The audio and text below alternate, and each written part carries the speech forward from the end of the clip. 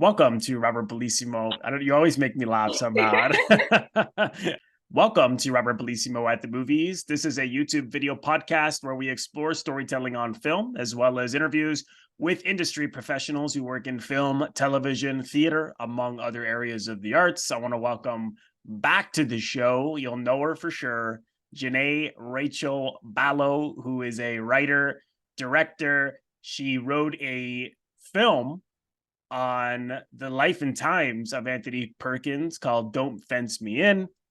And there's a running theme in everything we're talking about today, which seems like madness. And I think that's who Janaé ran into, was Perkins, and gave her that bump on the noggin at one point. Yeah. We're talking about him so much that he's now haunted you and attacked you. That would make sense. That's my theory. That's your theory? Out of like 3 theories, that was the best one that I've heard. Yeah. I got hit by a car. I still can't get over it. I'm still in shock myself. Yeah. Oh, you are. Come join me. It's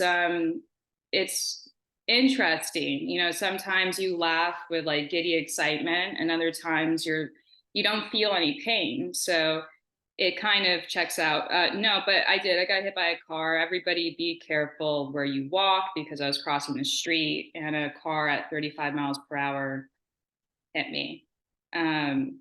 So yeah, just always be careful. It was maybe it was Sophia Loren, 5 Miles to Midnight, when she hits. Now that we're talking about it and the flashbacks are coming, I'm like, Sophia, like, what are you doing? Well, it's so weird. It's like I'm starting to think this is my conspiracy theory. It's like you talk about enough performances from Anthony Perkins, maybe something bad will happen to you. I don't know. I mean, if you do, you get like you get a little kiss, God. or a little spider kiss, or yeah. But yeah, I mean, he's followed me everywhere. I mean, since I was like 13 or 14 years old, and I was like on a long leather black couch. Well, yeah, I think now, I lost you. Where were we? Okay, so. Problems with my head. I have problems with my head. Yeah, there's going to be a nice reel at the beginning of this, you going in and out of the Zoom meeting. It's chaos. It's a Perkins movie, literally.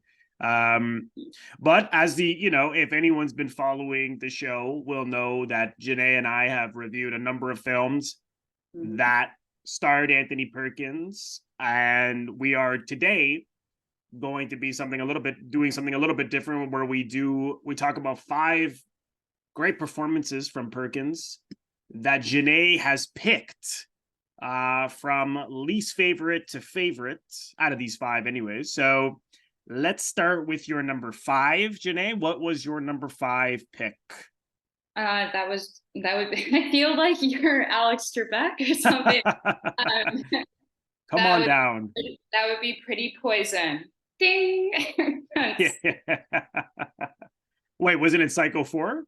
No, that would be Psycho 4. Ding. There we go. Now we're right. You got it. Psycho 4, The Beginning, 1990. I'll just give people the plot if they haven't seen it or haven't seen it in a while. Norman Bates recalls his childhood with his abusive mother, while fearing his unborn child will inherit his split personality disorder. All right. So why is this worthy of discussion today? Like Sorry? You can't deny a summary like that. And it's so funny. They left out the fact that he's reliving all of this because he called in to a radio show. Yeah. That were talking about boys killing their mothers. He's divulging his whole entire everything to be put away forever after he just got out of the mental institution. And it's so funny. I mean, you can't pass that up. You got this really, really interesting psycho Lifetime movie happening. And I didn't realize this was actually a television movie. I just saw it says here it was a TV movie. I didn't know that. But they also got Joseph Stefano to write it, yeah. who adapted the book for the original Psycho. So I hadn't seen it before. And it's good. I mean, it's not great, but it manages to be a prequel and a sequel, which is pretty interesting. But talk to me, just well, how do you feel about his performance in this film? Why is it a standout for you? It's well, I mean, it stands out because it's Psycho 4, you know. No, okay, it stands out because it's well, it's the last Psycho. You know, he's been around the block a few times. He's his number of kills has gone certainly up. Maybe it's time to retire.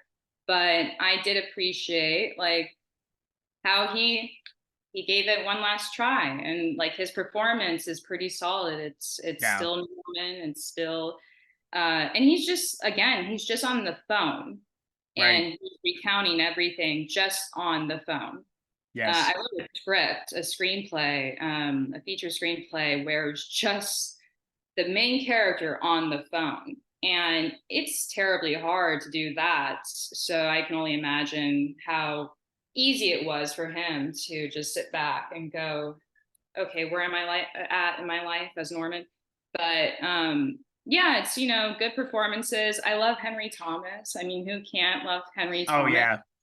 You From got E.T. to Psycho 4. from E.T. to Psycho 4. And also, like, you got Spielberg, his at least Jaws and E.T., you got that great laugh, that ha ha. And you got that from Roy Schneider and Jaws. You got like, Yeah. ah, and it's, but so yeah, I liked it. I liked it a lot for what it's worth. I think that's a great way to put it. You know, it just dawned when you mentioned that. Yeah, it didn't dawn on me that, yeah, for the majority of the film, he is on the phone, which is hard to do. And then in the latter part of the film, he's mostly interacting with ghosts in the house as he's trying to burn it down. So all of those reactions he had to have of fear, and desperation, and things like that. And the only time he really, like, he's only briefly with his wife, like Yeah. on camera, when they're like one on one. So yeah, that is certainly hard. But you know, I mean, he's, you know, he is Norman, so like capturing that creepy personality and behavior is, I mean, it's, when you see him as Norman, it's hard to believe he's not Norman. I mean, he's so good at playing this man. And but at the same time, just as he's reliving the past, just the torment, Mhm. how much pain he had as a result of the abuse from his mother, um came out so strong. And those close-ups, I mean, especially when he says he's going to kill his wife because she got pregnant. Wow, I mean, it's scary. You know, she's like, I told, Terrifying. yeah, it It really is. actually does get under at least my skin to where I Yeah, go, whoa, like this is, I think it's because it's like he is a psychopath. Like he is an actual psychopath to where we're brought on this ride of, oh, he has like a messed up childhood. Oh, poor Norman. And then it's like, whoa, dude, like you're gonna kill your wife? Like, okay, right, I totally forgot you're the psychopath. Like you are that person. I was too focused on the fact that, you know, mommy hit you. right.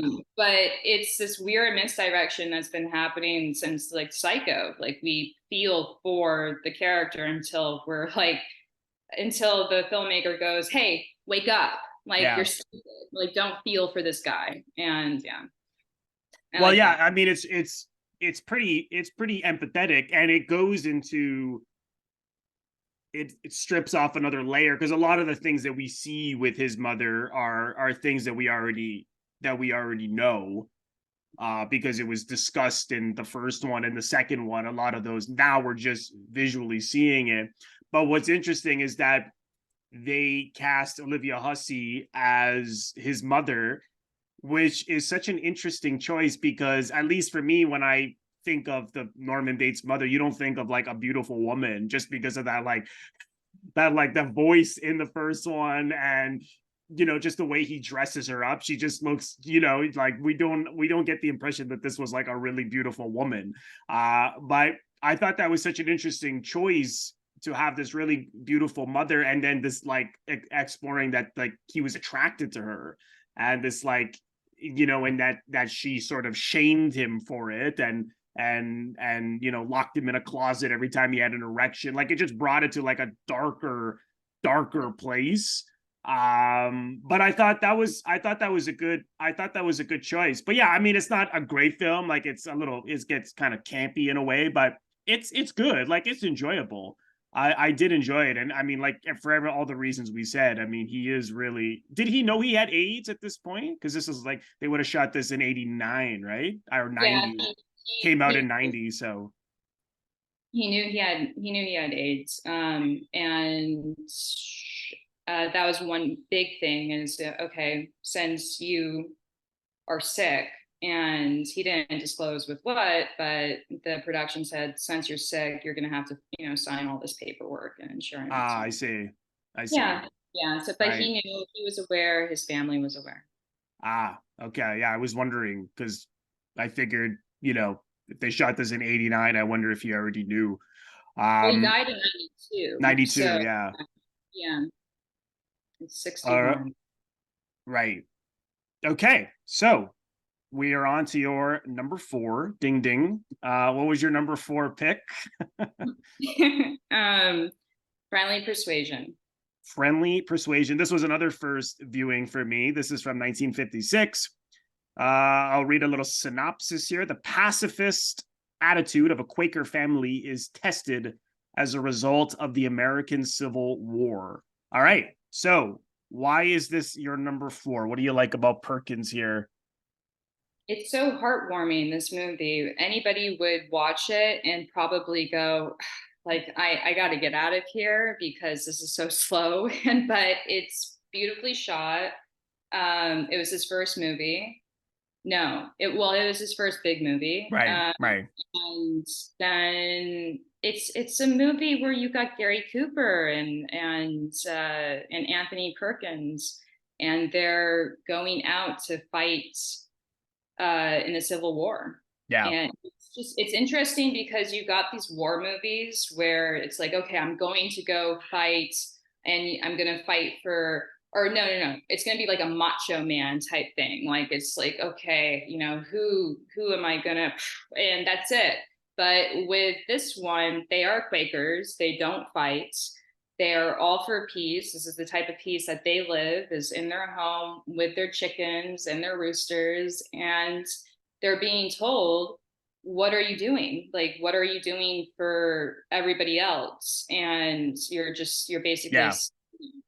And I like that nobody is wrong type, movie where you can agree with that side, you can agree with them. Yeah. Not because that's their life, but why would you want to go out and fight when you're already like claiming that everything is peaceful? Right. So, but yeah, it's a different take on a war movie, and it's very sweet and heartwarming and just really, really beautifully shot. I said that already, but it's like so beautiful. Yeah. Like a painting. Yeah. Really. Yeah. Well, it's, William Wyler was such a great filmmaker. And what I like so much about Perkins here, I mean, this is pre-Psycho, and just like the innocence that comes out of him, like that scene you mentioned in the church when one of the soldiers came in and told him, hey, if we're trying to abolish slavery and you got to join our side, and what are you guys doing? You're going to let other people go and fight. And you see like Perkins, he's not saying anything, but you can see and feel exactly what he's experiencing, which is he is torn and he's scared and innocent.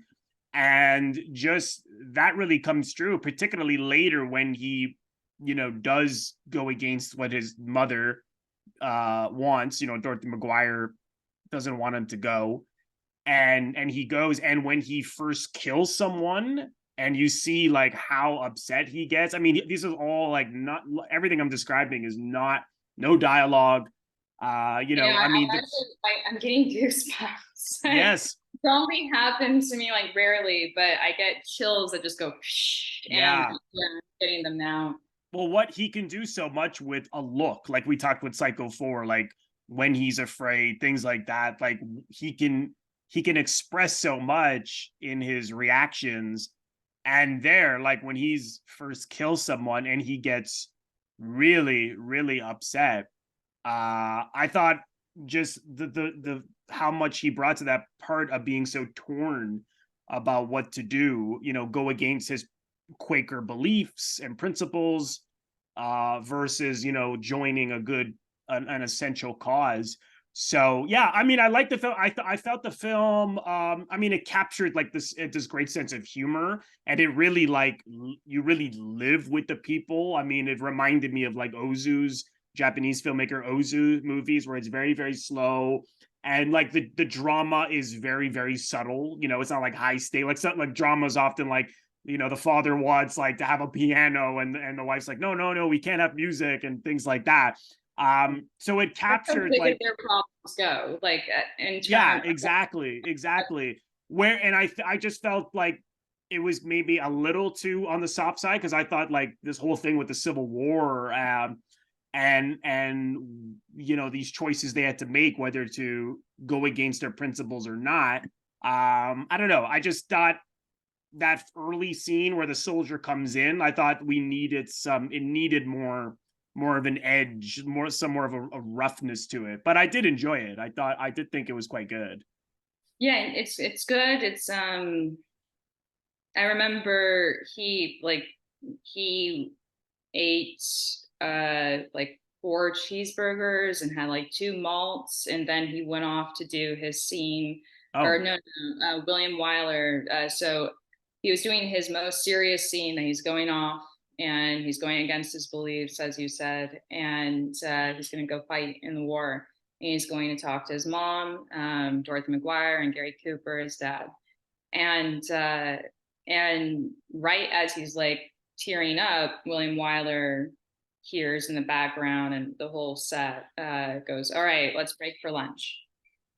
And so he's just like this young oh wow. innocent guy, and William Wyler runs up and says, "I'm so sorry. I'm so sorry. Like, let's just have this go again. Go back to the script. Do whatever you need to do to stay in this place." And when you're young, you can have like 2 cheeseburgers and a malt, and you can like go off and just like think about nothing. And then he comes back and he does it again, and he got nominated for an Oscar. And yeah, and the person who won is actually Anthony Quinn. Ah. So that's another fun thing. So it's like, and the winner is Anthony Quinn. And they're in the same like category. They're Anthony the Pause Quinn. Anthony Quinn for his 15 minutes of screen time. What did he And win for it? And I'm trying to quit 56. I wonder what he won, because it I know was he won. 15 minutes of whatever movie, I can't remember. Oh, it was for Lust. I just looked it up. Lust for Life, which is the film on Vincent Van Gogh. I Mm. don't even remember him in that. Yeah, So you yeah, wow, okay. I'm not saying he wasn't great in it, but I've only seen it once. well, I never knew that you could get nominated, therefore win for 15 minutes of screen time. I mean, that's impressive. Yeah, it happens. You know Occasionally, you it's happened. made it. You know you made it. Like, so if you're doing like a featured cameo Yeah. and you get nominated, I mean, man, forget you, Meryl Streep. Like, that's it. Like, good. Yes. I was like, get me out of here. I'm done. But yeah, so that, imagine being in that seat though, Robert. You're like, Robert Anthony, pause. Nero. Yeah. It's like, Yeah, it's like me, Robert De Niro, Robert Pattinson. Janae, Wow. Yeah. she's not even want to be here. Yeah. Okay.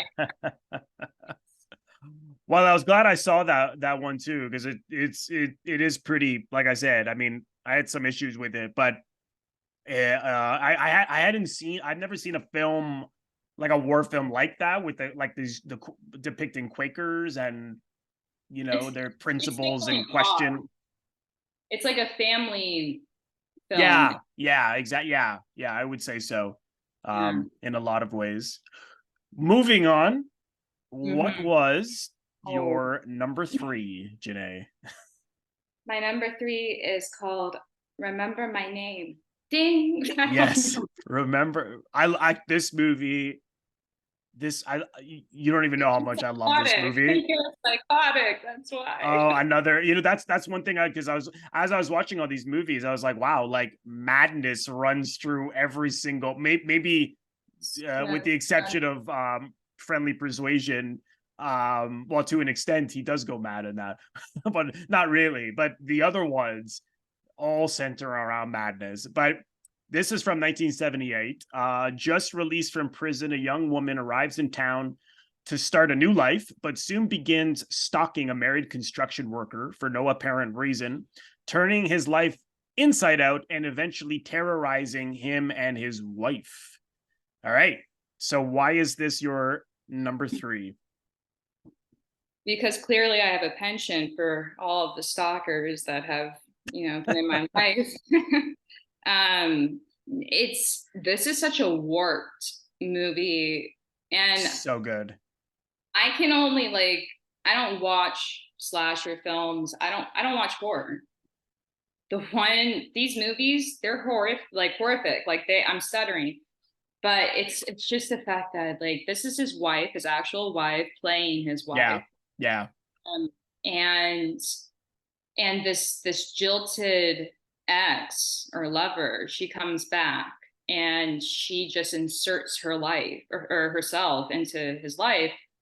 It's really, really unsettling. Like Yeah. by far, it's so unsettling because um he's not this like perfect guy like from Cape Fear. He's not like, oh, okay, well you got to get out of here. Are you doing okay, honey? Yeah. And like, He's rough. He's a yeah, rough construction worker. he's rough, and he's somebody who actually just might cheat on his wife with Yeah. a girl who's stalking him, and he was in a relationship with, and so he's a little toxic himself. Right.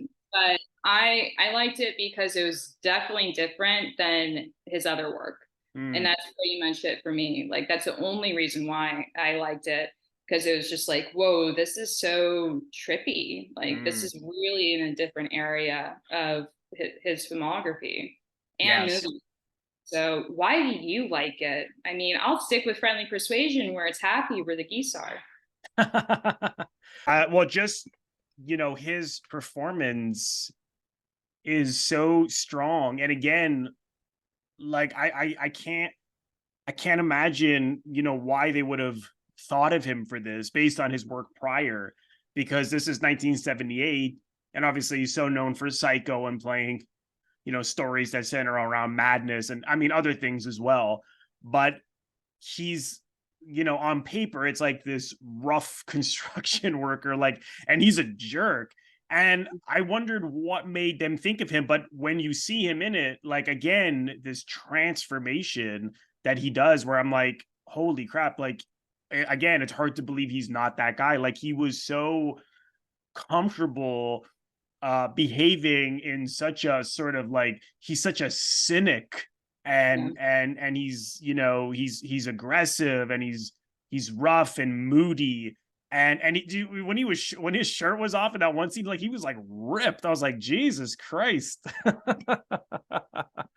I was like, man, he was in good shape, but I at the same time I could see perhaps why they would have thought of him, because his character, at least from my perspective, had to have this vulnerability to him, because when his first wife comes back into his world and they first meet, um when she hugs him, and you see again those classic Perkins reactions, he's so like, like, he gets so emotional, and he's so vulnerable, and I thought, whoa, and we don't need pages of dialogue. We're like, okay, like, he's clearly torn or about over these two women. And what I really liked about the film is like, yeah, it answers some questions about, you know, what happened exactly, why she wound up in jail, you know, because she killed someone that he was having an affair with,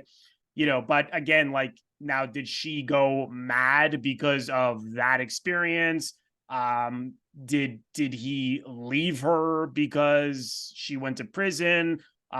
We don't know. And then in the end, when he goes back with her again, it's just a mystery of human relationships, and like what deeply bonds and connects people is beyond words. And that happens all the time in life, right? It's like, you know, such and such is with who, or got back with who, and you're like, you know, and you know, you can piece things together, but nothing is ever simple or static.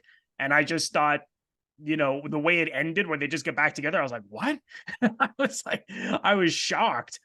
Because his second wife, see, you know, who was his real wife, was like this, you know, really like, you know, sweet and wholesome. Like she was like the That's girl, like, why they don't yeah, end up yeah, together. exactly. And obviously he liked the more, you know, I Yeah. mean, again, Well, chaos attracts chaos. mm, So yeah, exactly, don't exactly, somebody like that. I mean, of course, he's going to ditch the blonde, sweet apple pie, you know, girl. exactly, yeah, He's exactly, not having a party. He's not having right. a party. He's having like a bake sale. Mm.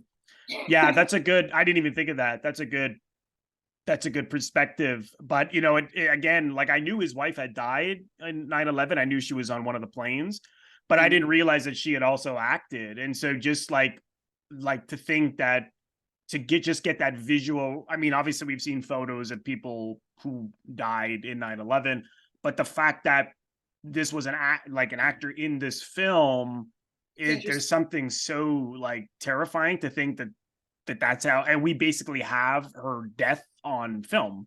Yeah. Like, I'm like, it just, not that it adds a layer to anything to do with this film, but there's something so terrifying to me about that. But she's great. I mean, it's a shame she didn't act more. I mean, I know she was also a photographer. Yeah, she didn't. uh From like the research I did on her, she didn't like acting. oh, It is that was right? Okay. Marisa Berenson. She and her sisters, and she thought like, okay, my sister can do that. My sister can act. My sister can model. I tried modeling. I've tried all of that kind of stuff and acting, and I just don't like it. And like, Yeah. I can relate to you. I definitely can relate. Yeah. Well, yeah, fair enough. But I thought she was quite good. And like I said, to Perkins, like, I mean, again, just, he's so underrated to me. And again, I'm always careful when I say underrated, because anyone who becomes as successful as Tony Perkins, how could, you know, in show business, anyone becoming successful is like Yeah. climbing, you know, Mount Everest, right? You know, 10 times, right? It's such a challenging business. But people who have made it into stardom, and we Mm. look at as great, like perhaps great actors, he's totally, I mean, he's so known for Psycho, and or playing, you know, sort of similar types. And then you see this and it's like, whoa, like, this is Anthony Perkins, like, rough construction worker, like, who would have thought? But again, brilliant. Yeah, ripped, brilliant, Ripped. ripped. Yeah. But yeah, I remember I was speaking to somebody last week, I think it was, and she said, "I've seen Psycho," or I've seen Psycho," and she's like, "Wait, is that?" And she stopped herself, and she's like, well, I don't know, but I've seen, like, I know Norman Bates, and it was a long time since I've heard that answer. And I went, ah, yeah, a lot of people, they know Norman, they don't know Psycho, or, you know, unless, yeah, but it's a creepy film, Robert. Yeah. It's a very creepy film. I love that. And I mean, Geraldine Chaplin, wow. I mean, Yeah. Wow, I that don't even know how she I did respect that. It's her like, how for do you being do such a this? star. Yeah, that takes a lot of guts to be Yeah. able to take stuff like that on and be like, I don't care if anybody hates me here. I'm gonna play something that you said it really well. You know, it's the mystery and human like Yeah. interactions. Yeah. in history, and it's so nuanced to where Well, they you knew each can't. other as kids too, right? Like as she said. So that's, I there's did an not know extra. that until today. Yeah, she says it. When she breaks into their house and she says it. Oh, I've known him since I forget the exact age, but like, you Creepy. know, like preteens, like they knew each other. So there's that extra layer of connection of like someone you knew as a kid and grew Yeah, with and stuff like that. So if I can give any advice to Perkins as this character, dude, you just need to sever the connection because you'll be so better off, and learn to live with some peace, get comfortable with your uncomfortable feelings, and be gone. Like that. right. But no, every character he's played needs extensive therapy and maybe some electric, Right, just get right. about some of the stuff that his trauma has already blocked out. But yeah, Well, I mean, it's interesting because on the flip side, one could interpret it like, okay, you cheated on this woman, and perhaps she, you drove her to how she's become. So, it's one, I mean, again, it's totally open ended, and so you think, is he going back with her because he's feeling guilty, or is it a combination of guilt and just like a deep love and, like you said, connection to chaos? But we don't know what the truth is. Like, we don't, is she the one who's just like totally has totally has serious, severe mental health issues, or is that a result of like what he did from cheating and led to her killing this woman and things? Like, you don't know, right? But it doesn't matter because you it's can up to put the your own audience. like take on it. You put your own twist. Like I can Mm, say for my own self, like no, they're just like two narcissists, and two narcissists attract each other. I mean, and yeah, but could then the be. next person can be like, you could say like could be, but I think I feel, and dot dot dot. It's Right. this. Yeah. And that's cool. Like that's cool. It's because nobody's wrong, and I don't have to hear people like my own father who says, "No, I think it was about that," and it's like, all Yeah. right, Yeah. right. It's art. It could be anything. Okay, so the next one. We are Wait, on number two. Number two. What was your number two? number two. Well, that would be Mahogany. All righty. This is also a first viewing. I think all of these were first viewings for me. This is 1975. Tracy, an aspiring designer from the slums of Chicago, puts herself through fashion school in the hopes of becoming one of the world's top designers. Her ambition leads her to Rome, spurring a choice between the man she loves or her newfound success. Okay, so why is this number two for you? He is so funny in this, and he is so funny. And also, you got Diana Ross. She was so good. But I haven't seen she did another film that was about Billie Holiday, I believe. The Lady Sings the Blues. Oh, I haven't seen that. I haven't seen it But either. she's a really good actor. Oh She was yeah, really good in this. she goes head to head with him in this Yeah, movie. And then you got Billy D. Williams, who's the love interest, her love interest. right. But I loved it because one, the director was like a momentary mentor to me. Oh, And no, not the director, one of I think the producer. Like when I say momentarily, really, because I'm blanking. But two, that I remember watching it with Savannah, and it was just like it was out of this world. You had Diana Ross, who's walking the slums of Chicago, like it says, and she wants to fulfill her dreams in fashion. Um, I have a great friend in costume. She loves this movie, loves it, and loves Perkins. And but yeah, he is hysterical talking about, if he's a narcissist or whatever. This character he plays, probably the most narcissistic.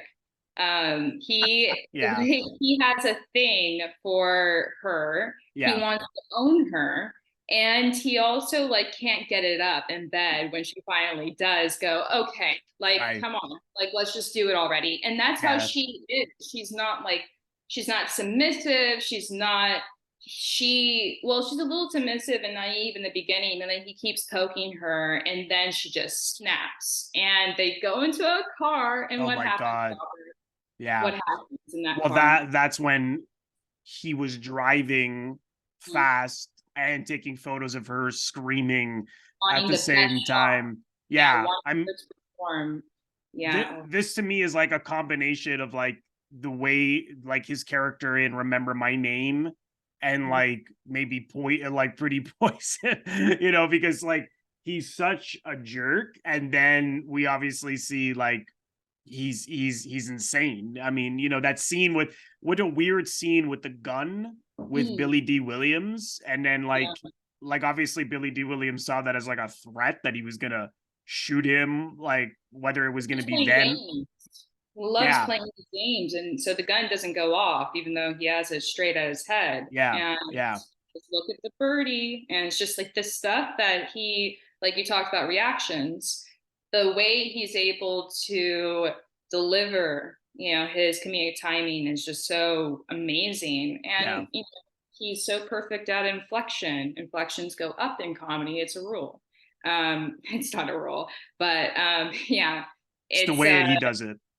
he was really really good, and it's not easy to fit in a movie like that where you are this, essentially you're like supposed to come off as this likable villain in a way, Mm, because it's going against, he's the answer to her dreams, he's in fashion, and right. yet he is the roadblock.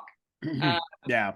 so yeah, it's not easy uh to be likable and also insane, and to be unlikable, to kind of toe the line between the two.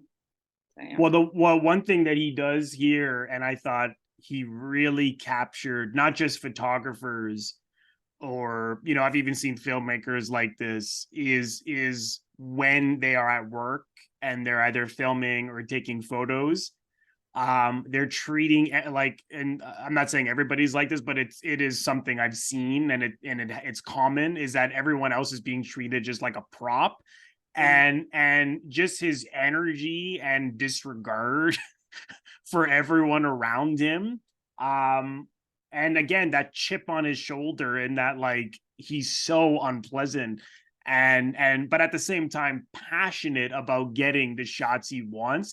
And the amount of times I've been on set and I've seen that kind of behavior, I thought, oh my God, he captured that photographer kind of guy who's just like in his own world. Everyone else may as well just be like a toy, like he's not seeing the humanity. He's just seeing His what he shot. wants, right? And yeah, I mean, obviously, I took it that the suggestion, like she gives in to him, and he can't get an erection. I mean, this suggests possibly he's gay, or possibly he knew that she didn't want to have sex with him, and so he can't I just perform as a result, right? But then later when he strips her clothes off on the shoot when she didn't Oh like the yeah. wardrobe, and then this just it makes him go absolutely nuts, and it's like a suicide as he's driving that car. I mean, only Perkins can do this as well as he did. And again, at like that gun scene, and then he's laughing at the end of it when Oh the guy yeah. gets the gun away from him. And I thought, my God, Yeah. this guy is just crazy what He's he could absolutely tap nuts. into. It's gosh, it is really crazy. It's Yeah. crazy. And I don't know if it was the fact he was gay, or if he, it's such like a funny, humorous little character trait, to where I can only imagine like talking about it beforehand and going, all right, so you're really, pressing her you want to have sex with her. Like that's going to happen in your mind. It's going to happen because you're you. And then she's going to finally say yes after a few no's. Okay. And I say, okay, yeah, yeah. So I own her and that time will come. And then he's just lying in bed. And she's like, it's okay, Sean. It's okay. And it's Yeah. like, wow, that's bad. That's pretty bad. But I would find that to be such a treat. And he certainly looked like he enjoyed himself. So yeah. Yeah, I mean, I liked the movie. I didn't. There's something about the film I can't quite put my fingers on that just didn't quite feel right. Like I didn't really like the way it ended, where A she little goes back. gloomy. There's Yeah, something about it visually that kind of, at least for me, it makes me like tune out and need to tune back in. yeah. But yeah, so I cut you off. Sorry. No, no, it's okay. I just like she goes. I just felt that this relationship with Billy D. Williams, like it was quite like there was a lot of problems that they not like the way it was written, but amongst the characters. And the fact that she goes back and then when he's giving that speech because he's running for Congress, I believe, and then and then she's calling out and and then they just hug and it's like this happy ending. I thought, really, after all that just happened in the prior scene where she like tore into him and called them all kinds of names. I don't know. Act on. It just felt very tacked on. And, like he didn't like what she did as well. Like he was often putting down what she did. I just thought, I mean, he had a lot of great qualities too. And like, obviously he was passionate about civil rights and things like that. But I don't know. I just felt that they didn't really think that whole thing through. I thought the relationship with Perkins, I thought that worked really well. But I don't know. It just overall the film has, It had a a lot number of, of flaws. felt like it had a lot of storylines, that Yeah, movie. that too. It was like Yeah. touched on, it's got the civil rights aspect and it's got the fashion aspect. Chicago It aspect.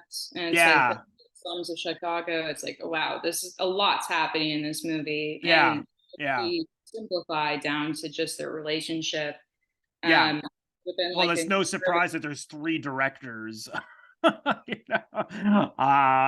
It's like I don't know the backstory, but it looks like there was problems because it's like Berry Gordy and then Tony Richardson and Jack Worms are uncredited. So yeah, it doesn't quite work. But it's worth seeing. I mean, just for the acting is like I said. for his Um, performance. And yeah, it's yeah. definitely, and that's my list. That's no, we still got one more. Oh, we do. Oh, tell him what it is, John. Tell him what it is, Johnny. It is Pretty Poison. I know we touched on it a little bit. 1968 is your number one here. When a mentally disturbed young man tells a pretty girl that he's a secret agent, she believes him. Murder and mayhem ensue. Yes. And I know that you met the director a little bit, so we'll talk about that. Noel Black. He was actually my mentor. Right. Yeah. Yes, I want to hear, but just talk to me about why this is a number one out of these five for you. Perkins performance, that is. Because he's like a little boy who's trying to a little boy who's slowly going insane, and yet he is like a full-fledged adult. He's in an adult's body. And he's funny. He's just so off the wall. That's the best way to like describe it. It's so off the wall. Everything about this movie is so off the wall that if you watch it in like a revival theater on a Saturday night where you decide to trip some acid, whew, you are in for. Like this movie, this movie is like, it's pretty crazy. It is, yeah, it is. It's a Yeah. fascinating film. Yeah, it's there. It's not either. It's not here. It's not here. It's not up there. It's like it keeps moving, and you can't figure it out. So you got to really roll with it. It's its Yeah. own thing. Yeah. The director, he was a mentor of mine, and when I was 17, and for a good while, and he helped me be, he helped me go through a short film that we don't speak of. When I was 17, and he's like, it has to have a happy ending, Janaé. The audience they love happy endings. I don't think that's not life, though. You know, why should we have a happy ending? I'm And I surprised he'd say that. I'm surprised the guy who made Pretty Poison said that, because this is not a happy ending. it's not. It's not a happy ending at all. And it's like, I love the ending, though. It's perfect. And Tuesday Weld and Oh, Anthony she's so good. Perkins, Yeah. they hated each other. Yes. Like Yes. they hated each other so much that I would ask him, I would say, the director, I would say, look, is it true that they really did? Because I'm kind of thinking of like writing this screenplay. I've been talking to all these people, and he's like, yes, no, they absolutely hate each other. They made my job miserable. And this was like coming out of film school. He did this movie. And Perkins took a major like pay cut, Well, based off the, this was his first film back in when he came back from Europe. The yeah, first film he did in the States. this was like a student film for him. Like that's Yeah. what the line was for the offers he was getting. And Tuesday Weld, you know, she wasn't doing much either. And he said it was a disaster every Oh God. Perkins rewrote pretty much every scene of his, and then he would have to fight him, and then Tuesday would fight Perkins. But the one who was the most diva-ish was Tuesday Weld. Ah. I remember him saying that. He's like, he would like backtrack. I remember, this is coming back to me. Wow. He would backtrack and go, yeah, I mean, Tony, he was all right. He was actually okay. And I would go, wait, you just told me like last time that he was like a monster. And he's like, no. It's like, it was Tuesday. It was Tuesday. Maybe he had mixed feelings. He definitely, yeah. And he didn't really like the film too much from my recollection. Maybe he gave me Wow. a feeling of the day type answer, but he did do a short film called Skater Dater, and that won the Palme d'Or at Cannes. Oh. It was like the first Oh yeah. first doc. I think it was a doc like on like skateboarding or something.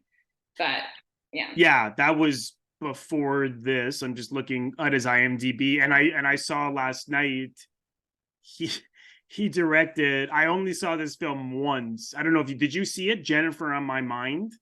He did it after this, 71. And the reason I know about it, is because when I was just before we get into the performance, a little tidbit is when I was getting into movies, you know, De Niro was like my first love into cinema, watching all of his performances. And 20 years ago, they did, which was something that really got me into acting, was they did the AFI tribute to De Niro. And a couple of people came on and like showed some stuff he was in that was like, you know, like some of his early performances. and like as jokes, like not that like he was bad in them, but like one was like a car commercial, and you know, Billy Crystal would be like, why are we giving him this award? Look at this car commercial he did. And then James Woods comes on and shows him De Niro. He's in a couple of scenes in this film, Jennifer on My Mind. And he shows him the scene, and actually like De Niro's good in the scene, but he's like, and James Woods like, does anyone want to know what that film is called? It's called Jennifer on My Mind, 1971. And he's basically saying it was a bad movie. And no, I just saw this guy, Noel Black, did it. And all I remember about it was that other than like De Niro, like the acting was awful in it. Again, maybe if I see it again, I'll have a different opinion. But it had an interesting opening because it's the guy sitting alone in his room and his girlfriend is dead in his piano. And you think, well, that's kind of a unique way to open it. I'll have to see it again, but he did that after this, and then this was 1968. But I hadn't seen it before. And again, you know, who better to play someone coming out of a mental institution who's clearly still deeply troubled and should not be let out. You could see it, and obviously that was intentional. You can see, like, it's not like you see him ready and then something happens to bring him back into, like, you know, his disturbed mind. You see right away the way he's playing it, which was a good choice, that he is not ready to come out, which again makes the audience think, uh-oh, something bad's, you know. And as soon as he meets Tuesday Weld, and he's telling her he worked, and she's this impressionable, naive, young, you know, she's in high school. What we think. Yeah. Yeah, young woman. And, you know, but I thought he played it so well because he has to believe this whole thing about that he works for the CIA and he's a secret agent, and he just plays it like it's absolutely true. And what's so unique about the film is this exploration of, like, can madness, like, is it genetic, or is it a combination of, like, you're born this way, or things happening in your life? Like, you see, like, her mother, she's got this, like, physically abusive and verbally abusive mother, and so Perkins' character is, like, manipulating her and bringing her, you know, down, like, taking that seed, not that he knows about that till later, that her mother's abusive, but he brings her down this road and convinces her of all these things, which then leads to her killing the security guard at where he works. And what's interesting is that he manipulates her throughout most of the film, and then when he's realizing, oh wow, we've, like, gone too far, it's almost like it's a role reversal. Like, she becomes, like, the way he behaved, and, you know, she's the one who brings him into killing her mother. And it's such an interesting, you know, because it's so complicated. And, you know, again, because it makes you think, like, people who go mad, like, you know, how does it happen? Where does it born from? You know, I know on Psycho 4 they even touched on that. Is, like, he says to the psychiatrist on the phone, well, some people believe it's genetic, right? Or is it all about experience from things happening to you?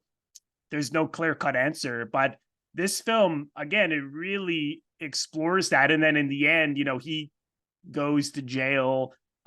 He takes the blame, clearly out of guilt, but he seems totally fine. It's like he had to do something so horrific to suddenly see the errors of his ways.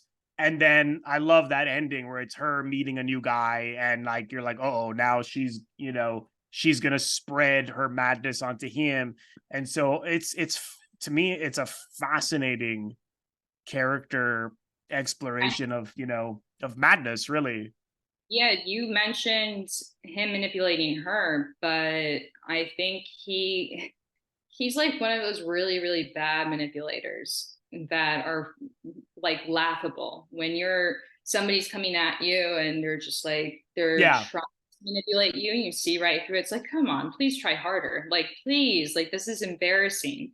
And he's like that. Like, I can picture him, like, on the phone doing a business deal, and, like, it not, like, you're just laughing because, like, this is so stupid. Like, everything he's saying. Oh yeah, it only works because she's so naive and impressionable, right? I think I think inside, on the outside, she is that naive girl and impressionable, and she's, you know, in the marching band, right? Right. But inside, I think she's like, I know exactly what that drug is, and he's giving it to me as if, like, I don't.